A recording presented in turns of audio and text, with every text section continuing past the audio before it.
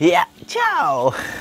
Kita kembali lagi di kata-kata Mustafa, membahas sesuatu yang ada di sekitar kalian, tapi kalian acukan atau kalian tidak akui keberadaannya. Iya,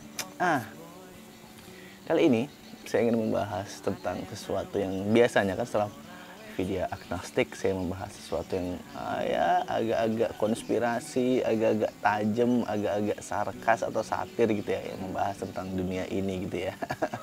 Tapi kali ini saya ingin ya tidak tidak agak melenceng dari agnostik, tapi ya tetap ada di sekitar kita juga gitu ya. Tapi di judulnya akan ada agnostiknya karena ini merespon beberapa komen, beberapa DM juga yang nggak banyak, tapi ada yang yang sebenarnya cukup menggelitik saya dan kayaknya ini bagus nih jadiin konten nih ya kan.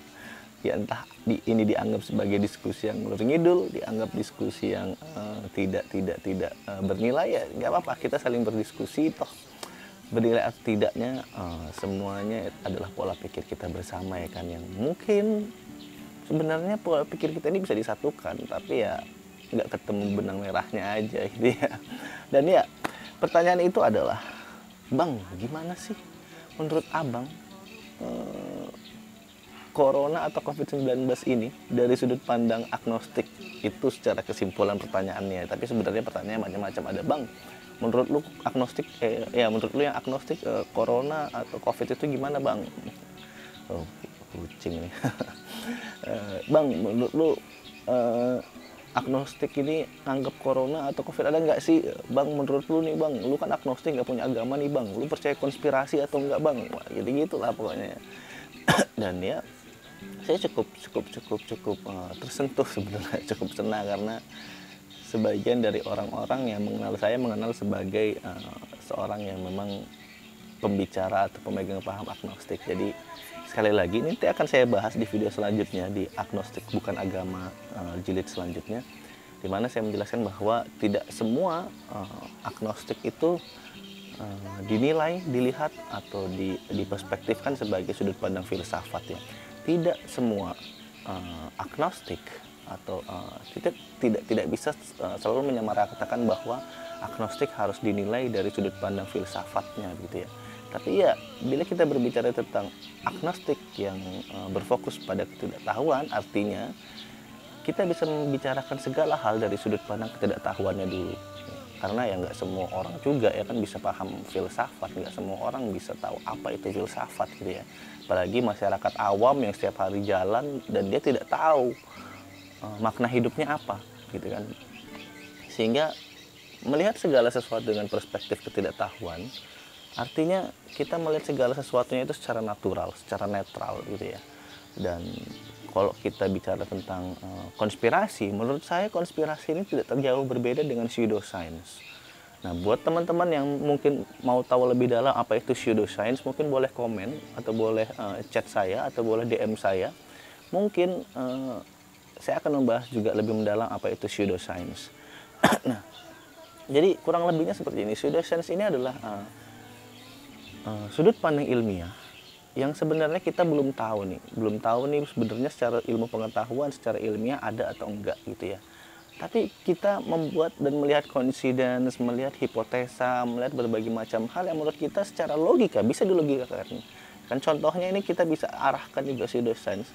Mungkin udah ada rumusnya tapi kita tidak bisa nih jabarkan ini nih bisa diaplikasikan atau enggak. Mesin waktu misalnya gitu ya.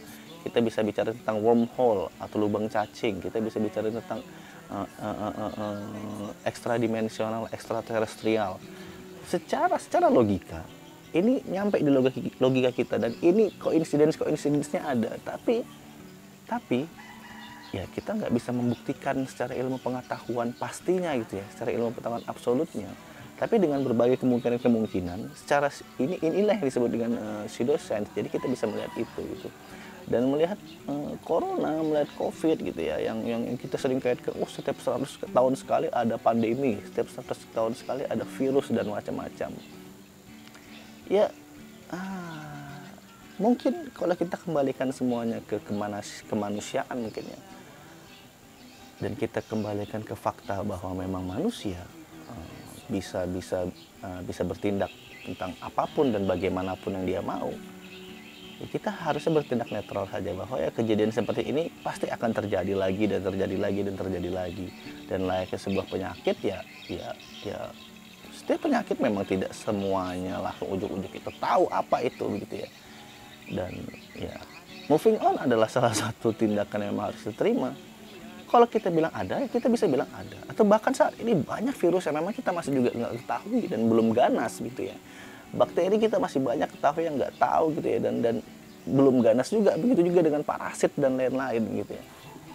Dan jadi kalau kita bilang kita tidak percaya corona atau covid, ya mungkin bagi ilmiah dulunya corona atau covid ini hanyalah pseudoscience begitu ya. Jadi dia memperkirakan bahwa ada virus yang ganas, virus yang istilahnya bisa membunuh jutaan umat manusia, ratusan ribu umat manusia. Tapi ya kita belum temukan nih. Sampai akhirnya mungkin dengan teknologi yang sekarang baru ditemukan. Toh kalau kita percaya lagi teori konspirasi, harusnya kalian lebih membaca tentang teori konspirasi kutub utara dan kutub selatan, di mana kutub utara dan kutub selatan ini itu secara tidak langsung masih membeku dan menyimpan banyak virus-virus atau bakteri yang sedang dipaus atau terpaus gitu ya. Jadi sampai waktu tiba nanti, bila kutub utara dan kutub selatan ini mencair, begitu banyak virus bakteri yang tidak kita ketahui akan keluar dari kutub utara dan kutub selatan ini. Dan bayangkan bukan hanya coronavirus dan COVID-19 saja yang akan muncul. Ya, ini memang masih juga, ini bisa juga disebut pseudoscience karena kita nggak tahu faktanya gitu ya. Cuman ya, secara logika kita masuk akal kan, oh iya ya, dulu itu kan kutub utara, kutub selatan itu kan kita nggak tahu bener-bener beku atau enggak. Apa jangan-jangan masih banyak kehidupan atau bangkai-bangkai di sana atau makhluk hidup di sana yang kita belum eksplor gitu ya. Jadi berpikir secara natural, berpikir secara pseudo, menurut saya tidak salah-salah juga gitu ya. Sehingga kita bisa melihat segala sesuatunya itu enggak yang miris-mirisnya aja gitu ya. Ya kita lihat ya semua orang stres lah ya, semua orang kacau balau lah ya dengan pandemi ini, karena ya kita secara tidak langsung sudah terpaku pada uang, kita sudah terpaku pada ekonomi gitu ya, dan ekonomi ini sudah tersistem secara global. Ya kita stres karena nggak punya uang gitu ya mungkin ya, padahal sebenarnya kalau kalian pikirkan harusnya kita itu arahkan kita stres karena kita tidak bisa hidup gitu ya. Jadi saat semuanya dilepaskan dari uang, semuanya dilepaskan dari ekonomi dan sistem yang ada, sebenarnya konspirasi itu akan selalu ada dimanapun mengintai gitu ya. Karena ya kita hanya berfokus pada uangnya, kita hanya berfokus pada ekonominya, kita berfokus bagaimana kita makan hari ini gitu ya. Dan saat kita berfokus bagaimana kita harus makan hari ini, yang kita fokuskan adalah ya kita kalau mau makan harus punya uang. Padahal ya enggak juga gitu ya, begitu banyak berkelimpahan gitu ya makhluk hidup atau fauna yang ada di laut yang bisa kita tangkap secara cuma-cuma. Begitu banyak ilmu pengetahuan tentang bercocok tanam yang bisa kita pelajari, dan kita bisa menumbuhkan makanan kita sendiri dari tanah yang subur ini.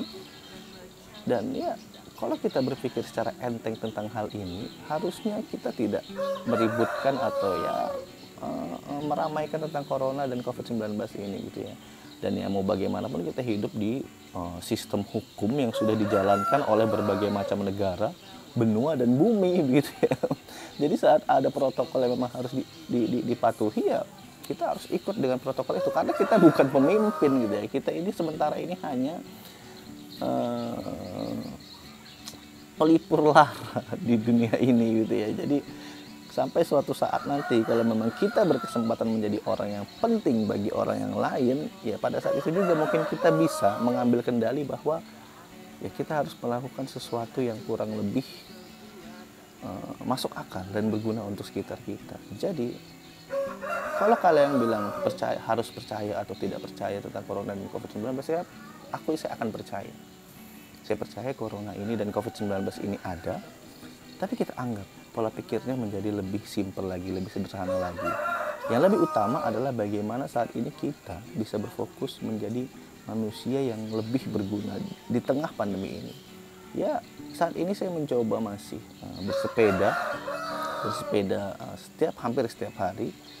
Dan menurut saya mau ada corona atau tidak ada corona, saya akan tetap bersepeda karena saya bertujuan ingin orang melihat bahwa naik sepeda itu nggak susah-susah dan nggak capek-capek amat kok sebenarnya gitu ya. Jadi ya nggak ada salahnya juga, dan itu pasti kalau dilakukan oleh semua orang.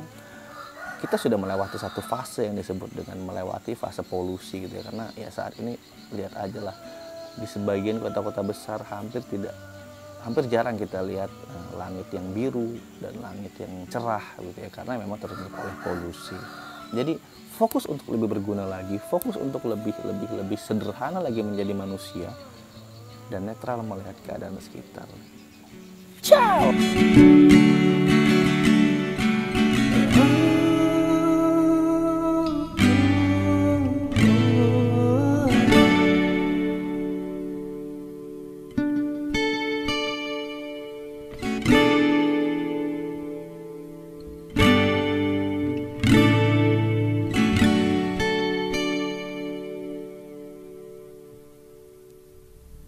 Kebaikan itu suci, tapi banyak baik ada batasnya.